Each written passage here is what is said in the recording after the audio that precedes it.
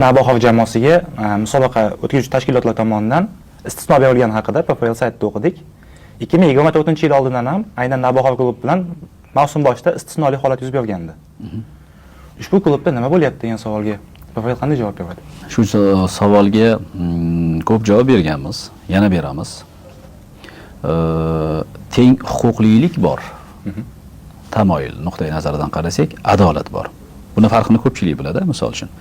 Bitta rasm bor-ku, bo'yi har xil, bo'yi uzun, bo'yi o'rtacha va bo'yi past odamga devor orqasidagi narsani ko'rish uchun agar teng huquqlilikni bir xilda yashik bersangiz, bo'yi baland odam yana ham balandroqdan ko'radi, bo'yi past odamga o'sha yashi ham yetmaydi misol uchun ko'rish uchun.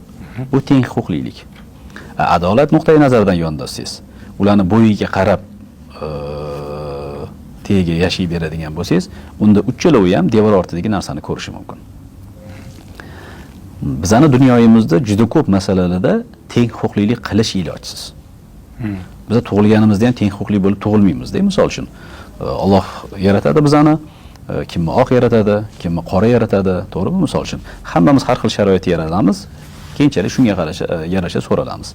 Endi PFL shu kungacha nimagadir erishgan bo'lsa, nimagadir oldinga yurgan bo'lsa, o'ziga behisob shukr, biz har qanaqa qaror, har qanaqa masalada qo'limizdan kelgancha adolat qilishga harakat qildik. Ko'pchilik buni o'ziga nisbatan adolatsizlik deyishi mumkin, boshqa deyishi mumkin, lekin bizning har bir qarorimizga, har bir chiqargan masalamizga javobimiz bor. Shu nuqtai nazardan qarasak, Navbahorga bekorga bunaqa qilinmasligining sababi shuki, Navbahorga mana misol uchun Bunyodkor o'zining homiysi bor. Nasaf futbol klubining o'zining homiysi bor.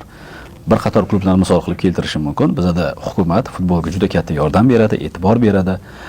Namanganda shunaqa sharoit kam. Siz Navbahor futbol klubiga biriktirib berilgan bir katta puli bor korxonani bilmaysiz. Shunday. Unaqa yo'q. Ya'ni Namangan viloyatiga hokim bo'lib ishlayotgan kishilar shu komandaga yordam berishga, muxlislarning ko'nglini ko'tarishga, mamlakatda, viloyatda futbol bo'lishiga, futbol yaxshi darajada bo'lishiga harakat qilishadi. Ya'ni qiyin bu narsa, juda ham qiyin.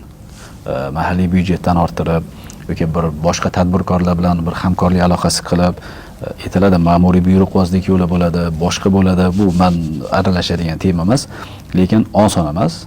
Biror bir jamoaga bir necha milliard so'm topib berish. O'shanaqa sharoitda bo'lganda juda ko'p holatlarda Navbahor yoki shunga o'xshagan boshqa klublarga istisno beramiz. Vaziyatni ko'rib turibmiz, oson emasligini bilyapmiz. Shunaqa paytda misol uchun Bunyodkorda, Nasafda sharoit butkul boshqacha-da. Bularning muammolari butkul boshqa. Navbahor muammosi butkul boshqa. Vijivaniya deydi-ku misol uchun. Ya'ni yashab qolish uchun, bu tayyor homiysi bor klublar bilan raqobatga kirishish uchun bular butkul boshqacha harakat qilishga majbur.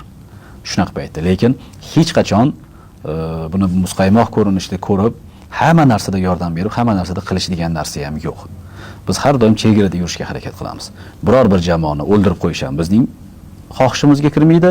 Biror bir jamoani erkalatib, unga nisbatan alohida bir imtiyozli berish ham bizani anaqamizga kirmaydi. Lekin Xudoga ming qatra shukr, o'sha Navbahorda oldingi hokim Xayrullik ishlaganda ham, hozirgi hokim Shavkatga ishlaganda ham aloqalarimiz bor, harakat qilamiz.